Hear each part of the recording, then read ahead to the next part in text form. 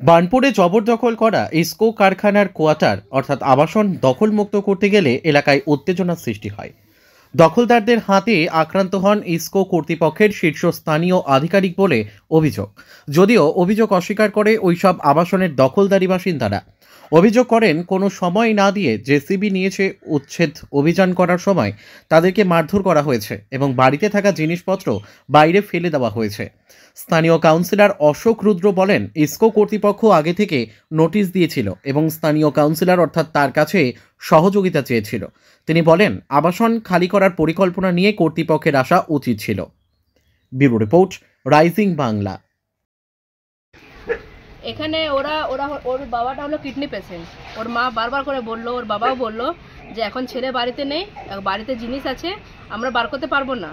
আর যে ওর ছেলেটা যে ডিউটি গেছিলো, ওর বউ প্রেগনেন্ট, তো ভারী ভারী জিনিসগুলো কী করে উঠাবে? তো বললো কি 2 দিন আমাদেরকে টাইম দাও, আমরা জিনিসগুলো এসে বার করে দেবো।